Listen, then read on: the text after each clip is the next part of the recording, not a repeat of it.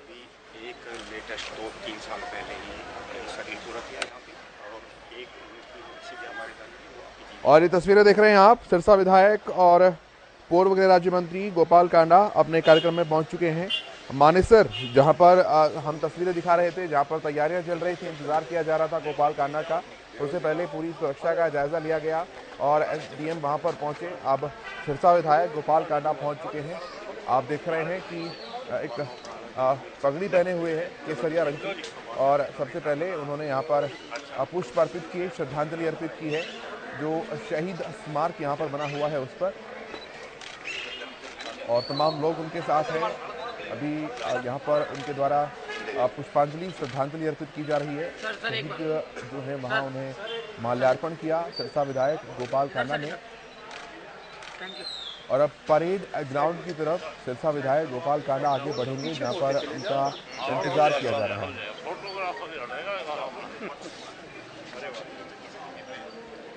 जब तो वो कल मैंने को गाना लगा सभी गाँव के गाँव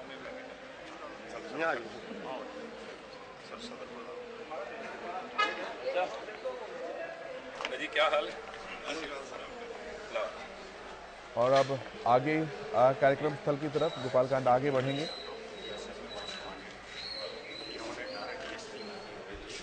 एमडीयू से अपने समय के गोल्ड मेडलिस्ट थे, राष्ट्रपति द्वारा 3 बार अवार्डेड हुए, और अब जब शहीद हुए 29 अगस्त 1992 को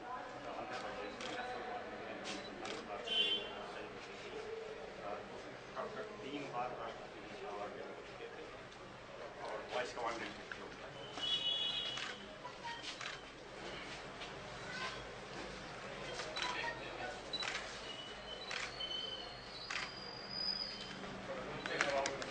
जो स्थानीय लोग हैं वो अब ब्रीफिंग कर रहे हैं गोपाल कांडा को,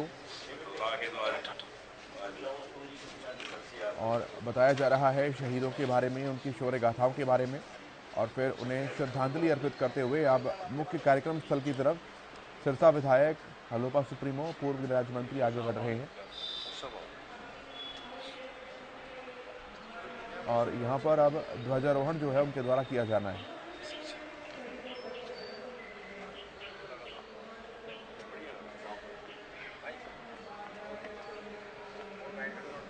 मुख्य कार्यक्रम स्थल की तरफ अब सिरसा विधायक गोपाल कांडा आगे बढ़ रहे हैं। यहाँ पर वो ध्वजारोहण करेंगे, परेड की सलामी लेंगे, और तकरीबन दर्जन भर सांस्कृतिक कार्यक्रम जो हैं वो देखेंगे। उनकी प्रस्तुति सिरसा विधायक गोपाल कांडा के सामने दी जानी है।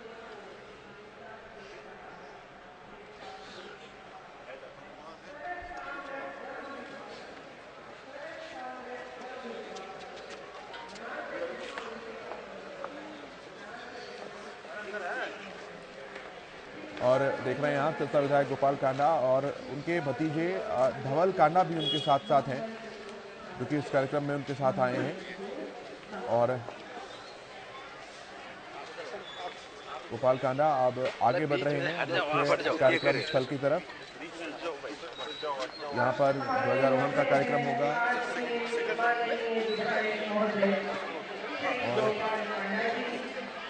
जो आज के मुख्य अतिथि हैं, और उनके साथ हैं श्री रविंद्र यादव, उप मंडल अधिकारी गुरुग्राम। ध्वजारोहण के लिए मंच और प्रस्थान कर रहे हैं।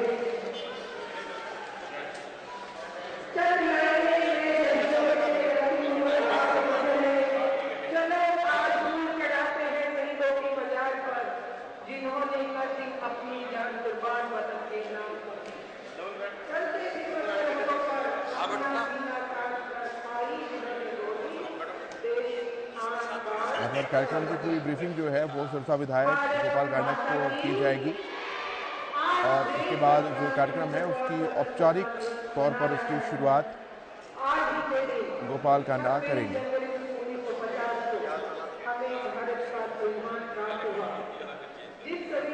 पुलिस अधीक्षक, उपमंडल अधिकारी, तमाम लोग उनके साथ मौजूद, तमाम अधिकारी उनके साथ मौजूद हैं।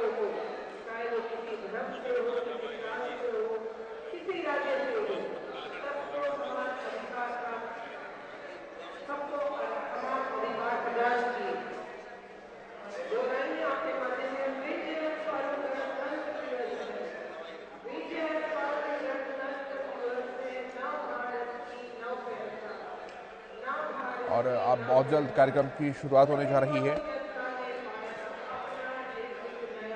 और अलग अलग मंत्रियों के, विधायकों के पहुंचने का सिलसिला जो है, उनके जो भी तयशुदा कार्यक्रम थे वो भी लगातार चल रहा है। देश अपना 74वां गणतंत्र दिवस आज मना रहा है। इस साल का गणतंत्र दिवस समारोह देश के सैन्य कौशल, सांस्कृतिक विविधता और कई अन्य अनूठी पहलों का गवाह बनेगा। गोपाल कांडा ने यहां पहुंचने से पहले ट्वीट किया। ट्वीट करते हुए शुभकामनाएं सभी को दी। आप सभी को 74वें गणतंत्र दिवस की हार्दिक शुभकामनाएं। और ट्वीट करते हुए शुभकामना संदेश जो है वो सिरसा विधायक गोपाल कांडा ने सभी को दिया था।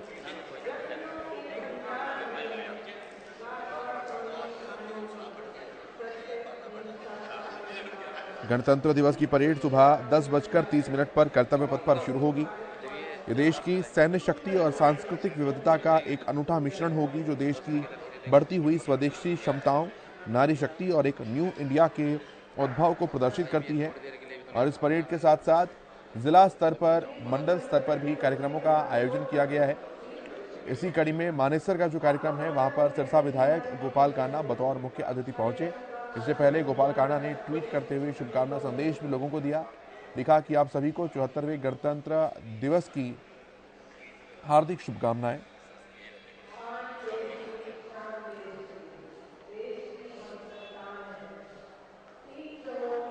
कार्यक्रम स्थल पर सिरसा विधायक गोपाल कांडा पहुंचे हैं। उनके साथ उपमंडल अधिकारी और वहां के निरीक्षक, सब अधिकारीगण मौजूद हैं और पूरी ब्रीफिंग उनको यहां पर दी जानी है। बहुत जल्द कार्यक्रम की शुरुआत हो जाएगी। और राष्ट्रपति द्रौपदी मुर्मू आज कर्तव्य पथ से 74वें गणतंत्र दिवस समारोह में देश का नेतृत्व करेंगी। वहीं 74वें गणतंत्र दिवस समारोह में मिस्र की राष्ट्रपति अब्देल फताह अल सिसी जो है वो मुख्य अतिथि होंगे।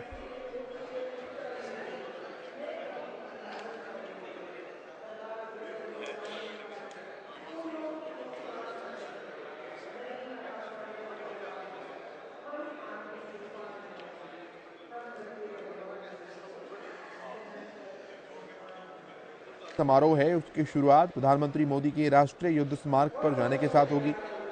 ये मोदी शहीदों को पुष्पांजलि अर्पित करेंगे। इसके बाद प्रधानमंत्री और अन्य गणमान्य व्यक्ति जो हैं वो परेड देखने के लिए कर्तव्य पथ पर सलामी मंच पर पहुंचेंगे। और जब ध्वजारोहण होगा, राष्ट्रपति के ध्वजारोहण करने के बाद ही ध्वजारोहण के कार्यक्रम अलग अलग जिलों में, अलग अलग स्थानों पर शुरू हो जाएंगे। और ये दाहिनी तरफ जो आप तस्वीरें देख रहे हैं वो राष्ट्रीय स्मारक की तस्वीरें हैं, वॉर मेमोरियल की तस्वीरें हैं।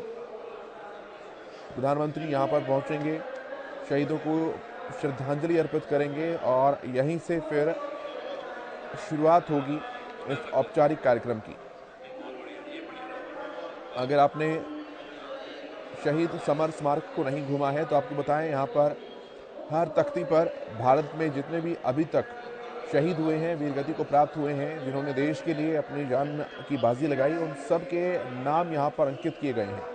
चाहे वो पुलिस का हो, चाहे वो सेना का हो, चाहे वो अर्धसैनिक बलों का हो, सभी के नाम इस राष्ट्रीय समर स्मारक में अंकित हैं। और अमर जवान ज्योति वो यहाँ पर हमेशा जलती है, हमेशा प्रज्वलित होती रहती है। हमारे संवाददाता सुशील सिंह हमारे साथ ऑनलाइन पर जुड़ रहे हैं। सुशील इस समय मानेसर में हैं, जहां पर सिरसा विधायक गोपाल कांडा बतौर मुख्य अतिथि पहुंचे हैं। सुशील, बताइए क्या कुछ आगे के कार्यक्रम हैं और सिरसा विधायक पहुंच चुके हैं, अपडेट्स बताइए।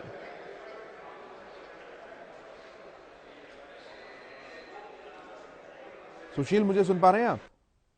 बिल्कुल किशोर जी, सिरसा विधायक गोपाल कांडा पहुंच चुके हैं, क्या अपडेट है और क्या आगे के कार्यक्रम है सुशील? हाँ, निश्चित तौर पर देखिए, यहाँ मुख्य अतिथि हैं जो पूर्व गृह राज्य मंत्री और सिरसा से वर्तमान में विधायक हैं। गुरुग्राम के मानेसर में स्टेडियम में शहीद एवं स्वतंत्रता सेनानी स्मृति स्टेडियम है नखरौला, यहाँ एक कार्यक्रम होना है। तहसील लेवल का एक कार्यक्रम है और इसमें वो मुख्य अतिथि के तौर पर यहाँ वो शिरकत कर रहे हैं। और अब वहाँ पहुंचने के बाद सबसे पहले तमाम जो इस इलाके से जो सपूत है, वीर सपूत है, जिन्होंने शहादत हासिल की थी, उनकी एक वहाँ पहुंचकर उन्होंने श्रद्धांजलि अपनी अर्पित की है। और श्रद्धांजलि अर्पित करने के बाद तमाम वे वहाँ जो स्वतंत्रता सेनानियों के परिवार के लोग हैं उनसे उनकी मुलाकात हुई है। और अब पर सामने मैं देख रहा हूँ कि तुरंत कार्यक्रम स्थल स्टेडियम में वो पहुंचे हैं और स्टेडियम में अब झंडा फहराने का कार्यक्रम किया जा रहा है। और केशव, आप सीधी तस्वीरें देख सकते हैं मानेसर से कि किस तरह से अब यहाँ झंडा फहराने के लिए पहुंचे हैं और झंडा फहराने का जो कार्यक्रम है ये अब किया जा रहा है। स्टेज पे पहुंचने के बाद सीधी तस्वीरें मानेसर से आप देख सकते हैं और ये तस्वीरें यह झंडा फहराया गया है और ये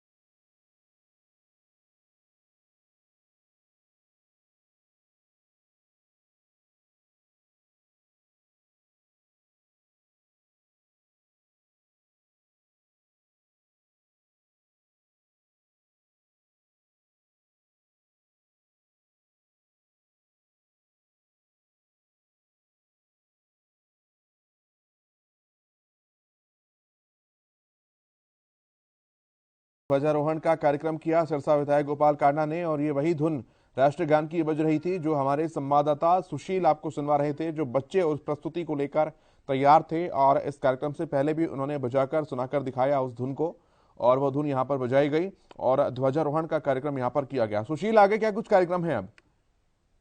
अब आप सामने तस्वीर में देखेंगे परेड के लिए इजाजत मांगी गई है और अब जो मुख्य अतिथि हैं गोपाल कांडा जो सिरसा से विधायक है वो अब परेड के लिए यहाँ से परेड का निरीक्षण करेंगे। एक वाहन में सवार होंगे और इस पूरे परेड का निरीक्षण करेंगे। आप तस्वीरें देख सकते हैं कि किस तरह से, और उनके साथ मानेसर के जो डीसीपी हैं वो मौजूद हैं इस वाहन में। एसडीएम है गुरुग्राम के रविंद्र यादव वो मौजूद है और अभी पूरे परेड का निरीक्षण किया जा रहा है। निरीक्षण के लिए ये वाहन, स्पेशल वाहन जो अमूमन इस गणतंत्र दिवस के लिए बनाया जाता है और उस पर सवार होकर अब परेड का निरीक्षण कर रहे हैं, स्टेडियम का निरीक्षण करेंगे। तमाम जो लोग हैं वो अभिवादन कर रहे हैं जो यहाँ बैठे हैं, और अभिवादन के अलावा अभिवादन कर रहे हैं और सब तमाम इस स्पेशल वाहन में सवार होकर वो निरीक्षण कर रहे हैं। आगे जाओ जेडी।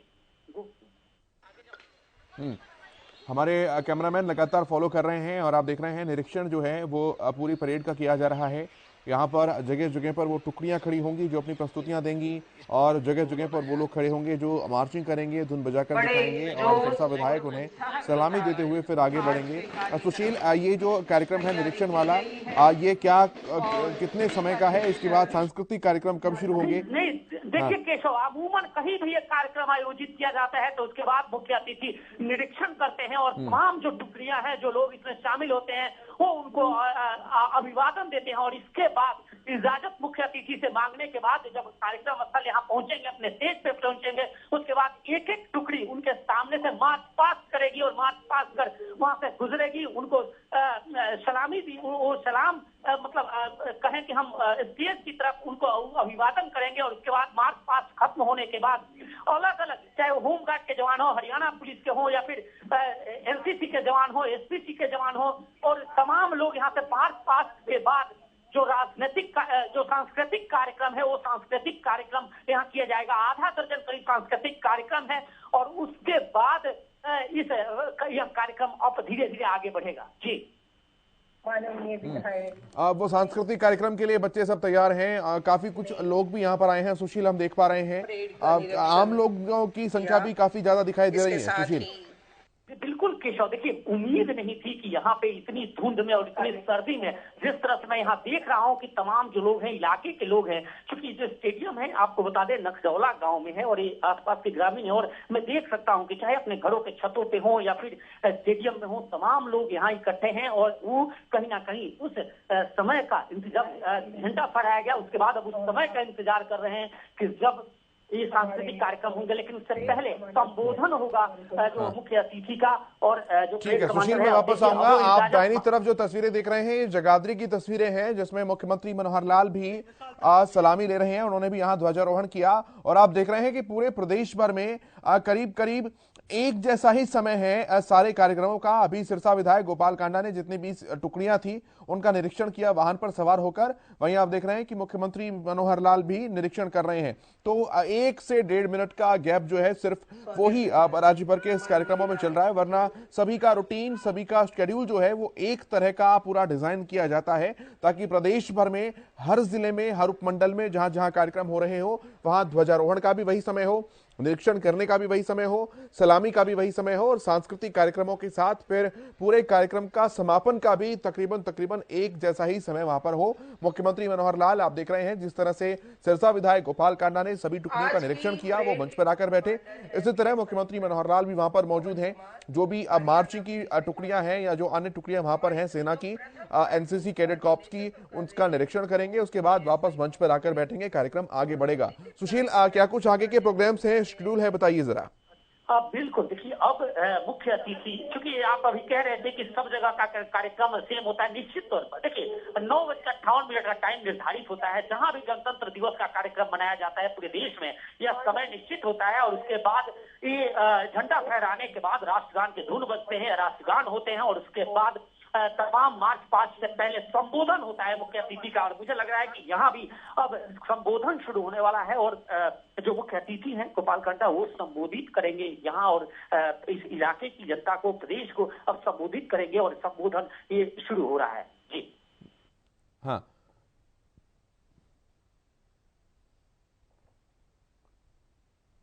सिरसा विधायक गोपाल कांडा अब मंच पर पहुंचे हैं और यहाँ पर उनके संबोधन की शुरुआत जो है वो अब होने जा रही है।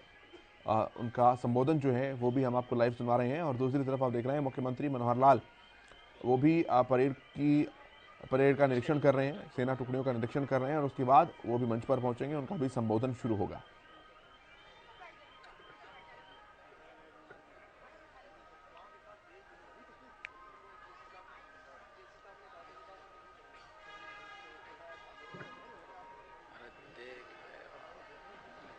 सिरसा विधायक गोपाल कांडा मंच पर मौजूद हैं, तमाम अधिकारी उनके साथ मंच पर मौजूद हैं। नखड़ोला की मानेसर की इस पावन भूमि को प्रणाम करते हुए आज देश पर जो कुर्बान हुए नखड़ोला के उन वीर सपूतों को नमन करके मैं अपने आप को धन्य समझता हूं। मंच पर आसीन आदरणीय स्वतंत्रता सेनानी व उनके परिजन, सम्मानित बुजुर्गों, मातृशक्ति बहनों, नौजवान साथियों, जिला प्रशासन के सभी अधिकारीगण, पत्रकार एवं छायाकार बंधुओं, सभी को मेरा सादर नमन। प्यारे प्यारे बच्चों को बहुत प्यार। आज हम 74वां गणतंत्र दिवस मना रहे हैं। इस अवसर पर आज ध्वजा फहराना मेरे लिए बहुत ही सौभाग्य की बात है। गणतंत्र दिवस की मैं आप सभी को बहुत बहुत हार्दिक शुभकामनाएं देता हूं। भाइयों और बहनों, सन 1950 के आज ही के दिन हमारा संविधान लागू हुआ था। इस संविधान के कारण हम सभी को समान न्याय, स्वतंत्रता एवं समानता का अधिकार मिला। इस महान अवसर पर मैं बाबा साहिब डॉक्टर भीमराव अंबेडकर सहित संविधान सभा के तमाम सदस्यों को नमन करता हूं। गणतंत्रता दिवस हमारे देशभक्तों के त्याग और बलिदान की एक लंबी गौरव गाथा उनके साथ जुड़ी हुई है। देश को आजाद करवाने के लिए राष्ट्रपिता महात्मा गांधी, नेताजी सुभाष चंद्र बोस, शहीद भगत सिंह, राजगुरु, सुखदेव, चंद्रशेखर आजाद और उधम सिंह जैसे अनेक स्वतंत्रता सेनानियों ने लंबा संघर्ष किया। आज मैं इस मौके पर उन सभी ज्ञात अज्ञात शहीदों, जांबाज जवानों को सलाम करता हूं, नमन करता हूं, जिन्होंने आजादी के बाद भी देश की रक्षा के लिए अपने प्राणों की बाजी लगा दी। आजादी की इस लड़ाई में हरियाणा का एक बहुत अहम योगदान रहा है। आज भी हरियाणा का नौजवान सेना में भर्ती होना अपनी शान समझता है। भारतीय सेना में हर 10वां जवान हरियाणा से है। ये बहुत ही गौरव की बात है। आजादी का अमृत महोत्सव मनाते हुए हमें इस बात पर विचार करना चाहिए कि आजादी के बाद स्वतंत्रता सेनानियों, संविधान निर्माताओं के सपनों का भारत बनाने में हमें कहां तक सफलता मिली। भाइयों और बहनों, स्वतंत्रता सेनानियों के संघर्ष में हमें आजादी तो मिली, देश की सीमाओं पर तैनात वीर सैनिकों के कारण हमारी यह आजादी सुरक्षित है। पूरा देश उनका ऋणी है। उन सैनिकों का आभार व्यक्त करते हुए सरकार ने युद्ध के दौरान शहीद हुए सैनिकों और अर्धसैनिक बलों की अनुग्रह राशि 20 लाख रुपए से बढ़ाकर 50 लाख रुपए कर दी गई है। इसी तरह आईडी ब्लास्ट में शहीद होने पर भी अनुग्रह राशि 50 लाख रुपए किया गया है। युद्ध आतंकवादियों से मुठभेड़ या घटना में घायल हुए जवानों की अनुग्रह राशि हरियाणा सरकार ने शहीदों के 365 आश्रितों को सरकारी नौकरियां भी दी है। मुख्यमंत्री श्री मनोहर लाल जी के नेतृत्व में मौजूदा सरकार सबका साथ सबका विकास के मूल मंत्र पर कार्य कर रही है। व्यवस्था परिवर्तन, सुशासन के कई कदम उठाए हैं। प्रदेश के प्रत्येक व्यक्ति को घर द्वार लाभ पहुंचाने के लिए सरकारी योजनाओं को ऑनलाइन किया जा रहा है। पहचान पत्र बनाए जा रहे हैं। पीपी पोर्टल पर लगभग 72 लाख परिवारों का पंजीकरण हो चुका है। इनमें करीब 65 लाख गणतंत्र का नया सूर्य उगते हुए देखा था।